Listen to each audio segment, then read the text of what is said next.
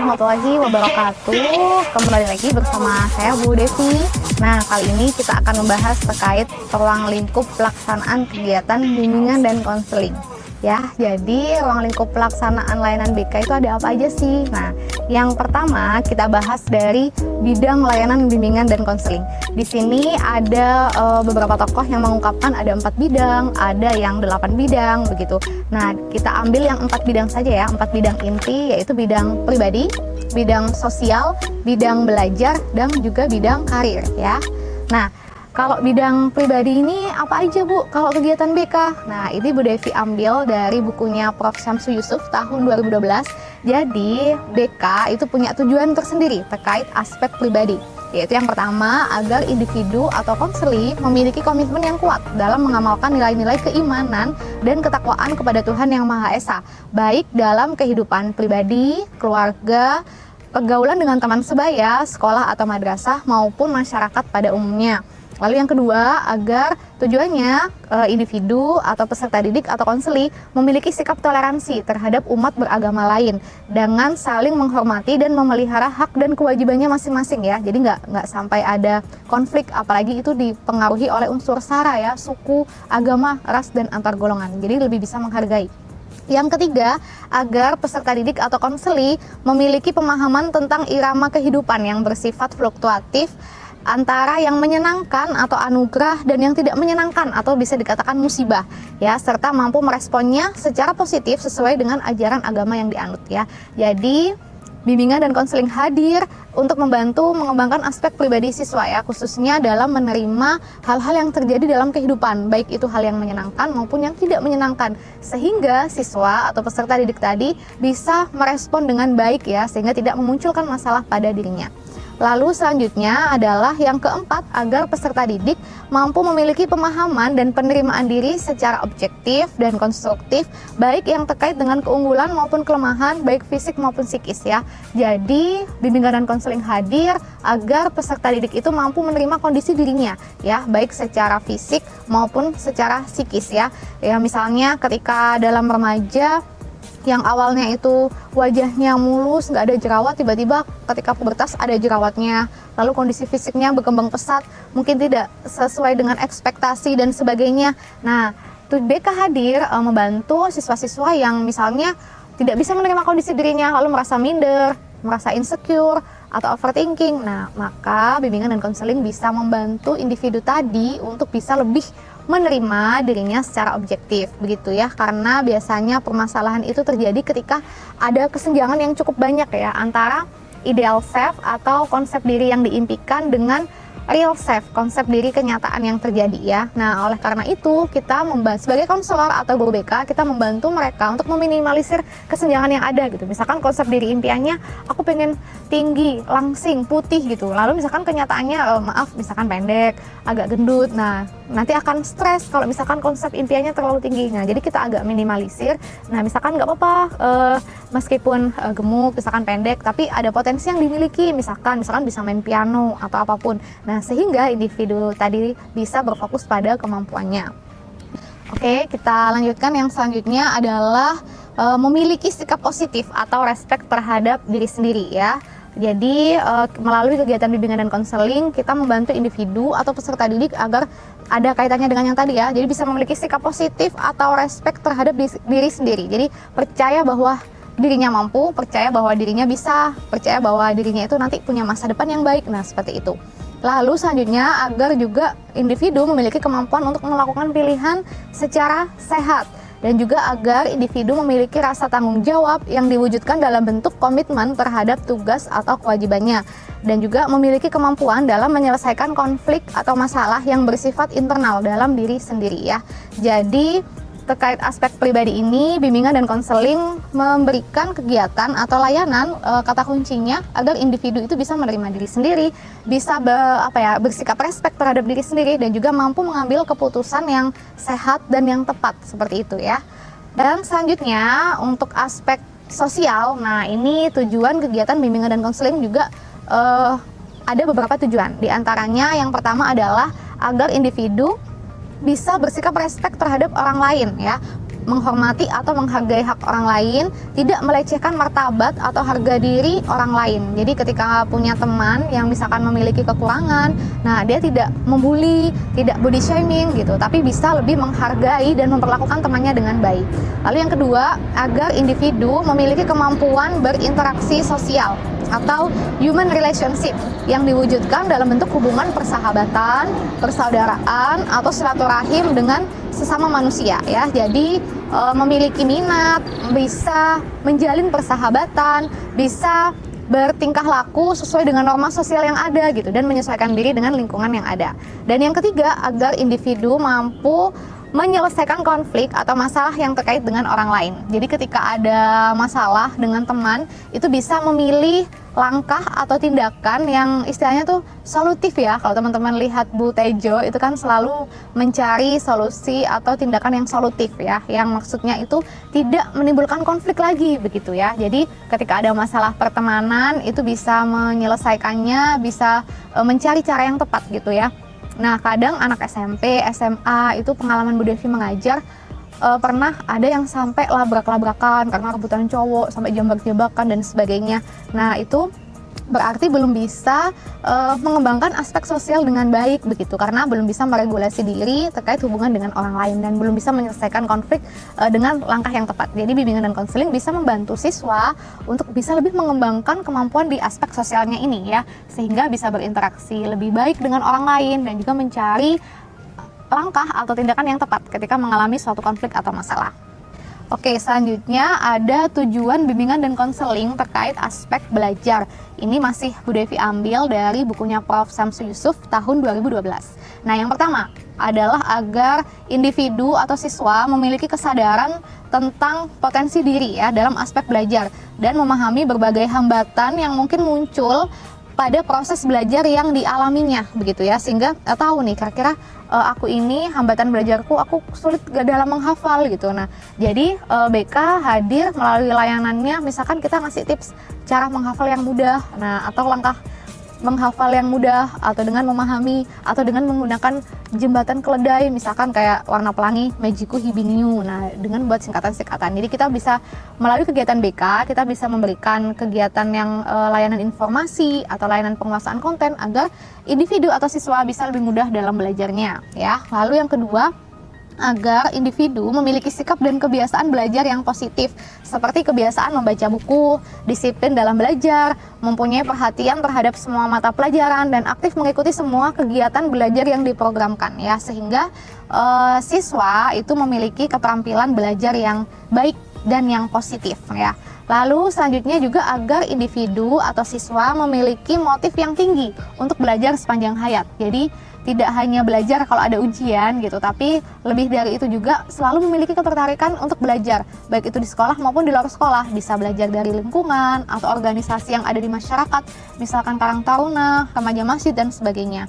Lalu tujuan BK terkait aspek belajar juga meliputi agar individu itu memiliki keterampilan atau teknik belajar yang efektif, seperti misalkan keterampilan menggunakan kamus dan juga keterampilan menetapkan tujuan dan perencanaan pendidikan, misalnya dengan membuat jadwal belajar, mengerjakan tugas-tugas, memantapkan diri dalam memperdalam pelajaran tertentu, dan berusaha memperoleh informasi tentang berbagai hal dalam rangka mengembangkan wawasan yang lebih luas. Jadi tidak hanya sekedar belajar di kelas, tapi juga lebih dari itu bisa lebih memantapkan dirinya gitu, sehingga belajar itu dianggap sebagai proses yang menyenangkan dan menarik ya, bukan membosankan. Terutama di masa pandemi ini, kita lebih BK itu hadir memberikan motivasi, memberikan dukungan positif pada siswa agar lebih semangat lagi belajarnya, seperti itu.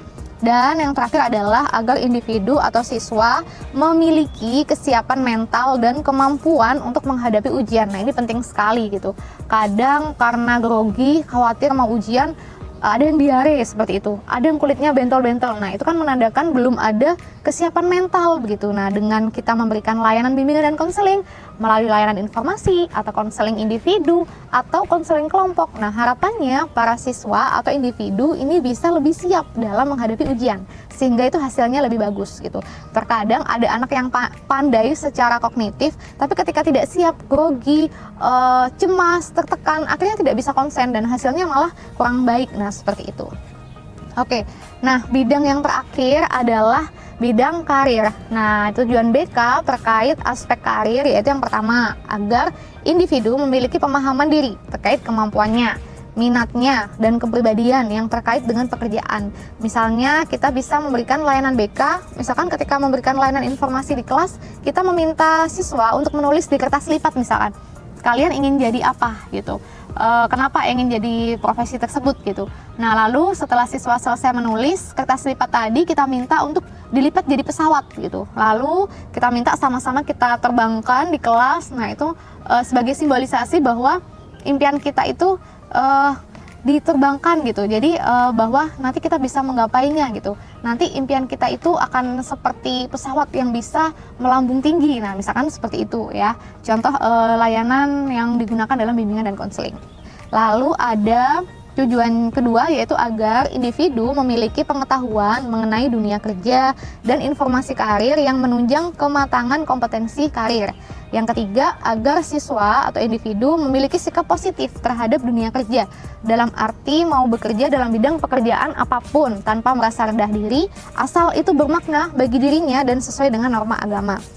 Dan yang keempat, memahami relevansi kompetensi belajar atau kemampuan menguasai pelajaran dengan persyaratan keahlian atau keterampilan bidang pekerjaan yang menjadi cita-cita karirnya di masa depan ya. Jadi sudah mulai tertarik untuk mengembangkan minatnya, kemampuannya untuk mencapai cita-cita sesuai dengan yang diharapkan. Dan yang kelima, ini tujuan BK terkait aspek karir adalah agar siswa atau peserta didik atau individu memiliki kemampuan untuk membentuk identitas karir dengan cara mengenali ciri-ciri pekerjaan, kemampuan persyaratan yang dituntut, lingkungan sosio-psikologis pekerjaan, prospek kerja, dan kesejahteraan kerja. Ya, jadi melalui kegiatan BK, siswa itu harapannya udah bisa menentukan, nggak bingung lagi kalau mau kuliah jurusan apa, prodi apa, begitu. Jadi nggak akan lagi ikut-ikutan temennya, nggak akan lagi karena misalkan dipaksa-paksa orang tua dan sebagainya, karena sudah bisa memiliki pilihan sendiri gitu dan mampu menempatkan diri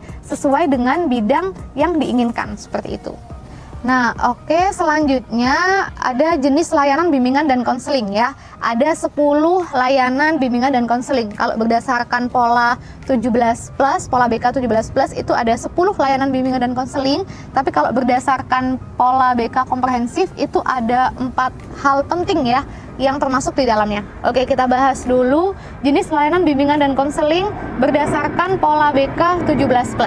Nah, yang pertama itu adalah layanan orientasi. Layanan orientasi ini berkaitan dengan pengenalan akan sesuatu hal yang baru ya. Misalkan ketika ada siswa yang baru masuk sekolah, baik di SMP atau SMA, kita mengadakan pengenalan lingkungan sekolah. Kita kenalkan, di sini ada BK, gurunya siapa aja, guru BK-nya. Nah, bimbingan dan konseling itu apa sih? Gitu. Kita edukasi, kita sosialisasi, kalian jangan takut ke BK. Nah, misalkan seperti itu. Dan bisa juga layanan orientasi ini diberikan kepada siswa kelas 12 misalkan, terkait informasi kehidupan berkeluarga gitu, sehingga mereka bisa mengenal bagaimana sih cara berkeluarga yang baik, bagaimana cara memilih pasangan yang baik, seperti itu. Oke, selanjutnya adalah layanan informasi. Nah, pada layanan informasi, apa saja yang dilakukan guru BK? Guru BK bisa memberikan materi-materi yang sesuai atau yang dibutuhkan oleh siswa. Misalkan materi tentang bagaimana cara berteman yang baik, bagaimana cara mengatur waktu yang baik, atau bagaimana tindakan atau sikap yang diperlukan untuk menghindari narkoba, HIV/AIDS, dan sebagainya. Nah, seperti itu. Yang ketiga adalah layanan penempatan dan penyaluran. Nah, ini guru BK melakukan kegiatan atau memberikan layanan yang berkaitan dengan minat dan bakat siswa begitu. Kalau misalkan kita tahu ada siswa yang berprestasi di dalam hal menari begitu, lalu kita tahu ada info terkait lomba menari. Nah, kita sampaikan pada siswa siswa sehingga potensinya bisa tersalurkan. Nah, seperti itu. Atau ketika di sekolah ada beberapa ekskul yang terkait dengan minat dan bakat siswa, kita sampaikan pada siswa dan kalau bisa mendorong mereka untuk mengikutinya gitu. Apalagi kalau sesuai dengan bakat dan minat yang dimiliki oleh siswa ya, sehingga mereka bisa mengembangkan potensinya. Dan ini juga bisa berkaitan dengan penempatan posisi duduk di kelas. Misalkan kita tahu ada siswa yang agak kesulitan melihat kalau duduk di belakang, dia lebih nyaman bisa melihat penjelasan guru atau tulisan papan tulis dengan duduk di depan. Nah, maka kita juga perlu mengkondisikan, atau misalkan ada temennya yang nggak mau tukar tempat duduk dan sebagainya, nah kita kondisikan agar siswa tadi bisa misalkan duduk di depan gitu. Nah, ini terkait layanan penempatan dan penyaluran, memposisikan siswa sesuai dengan kondisinya, sesuai dengan potensinya, seperti itu. Keempat, ada layanan penguasaan konten. Mungkin teman-teman sering dengar ya, ada konten YouTube, konten macam-macam ya. Nah, jadi layanan penguasaan konten ini adalah membantu siswa untuk bisa menguasai keterampilan tertentu. Misalkan keterampilan untuk bertindak asertif ya. Asertif itu mampu mengemukakan pendapat tanpa menyakiti atau melukai orang lain ya, seperti itu. Jadi pada layanan penguasaan konten, siswa dilatihkan suatu keterampilan tertentu. Selanjutnya yang kelima ada layanan bimbingan kelompok. Nah, pada layanan bimbingan kelompok ini biasanya terdiri dari sekitar 10-12 anggota kelompok dengan duduk melingkar membahas topik yang lagi viral, topik yang sedang banyak dibahas begitu, sehingga nantinya melatih kemampuan anggota kelompok untuk bisa berpendapat, untuk bisa berdiskusi ya. Nah, begitu, melatih public speaking begitu juga pada siswa karena ada diskusi atau dinamika kelompok di dalamnya. Lalu kalau konseling kelompok ini hampir sama dengan bimbingan kelompok, duduk melingkar, namun lebih dibatasi maksimal sekitar 10 orang begitu, dengan membahas permasalahan yang dialami oleh anggota kelompok ya, dan disepakati masalahnya siapa yang dibahas dulu, misalkan seperti itu. Dengan kegiatan ini maka individu bisa belajar berempati, belajar untuk memberikan masukan yang positif kepada temannya yang mengalami permasalahan yang masalahnya itu dibahas. Nah, selanjutnya ada konseling individu. Konseling individu ini konselor dengan konseli atau peserta didik itu melakukan konseling face to face ya. Nah, konselor tentu saja menggunakan model konseling ya, tidak seperti guru mapel lain mungkin yang dengan memberikan cara yang konvensional, menasehati dan bahkan tidak menghukum ya. Tapi konselor menggunakan model konseling atau teknik konseling tertentu. Misalkan ada model konseling humanistik, ada model konseling behavioral, ada model konseling kognitif dan sebagainya untuk membantu mengentaskan permasalahan individu, sehingga yang tadinya KST, kehidupan efektif sehari-hari terganggu, itu menjadi KES atau kehidupan efektif sehari-hari. Lalu selanjutnya ada layanan mediasi. Nah, layanan mediasi ini guru bimbingan dan konseling itu jadi mediator ya, ketika misalkan ada dua pihak yang bertikai ya. Jadi guru BK atau konselor memediasi agar mereka bisa berdamai, tidak memunculkan konflik yang berkelanjutan, seperti itu. Dan selanjutnya ada layanan konsultasi. Nah, pada layanan konsultasi ini konselor bisa bertindak sebagai konsultan. Nanti ada konseli dan ada konsulti. Nah, misalkan ada guru matematika, itu mengkonsultasikan ke guru BK. Gimana ya Bu, ini cara menghadapi siswa yang nggak mau nulis misalkan. Nah, maka konselinya itu adalah siswa tadi, sedangkan gurunya itu adalah konsulti dan konselor bertindak sebagai konsultan. Nah, maka konselor menjelaskan kepada guru matematika tadi caranya bagaimana, lalu guru matematika yang menerapkan ke siswa begitu. Jadi tidak konselor yang langsung ke siswanya, tapi guru matematika yang ke siswa.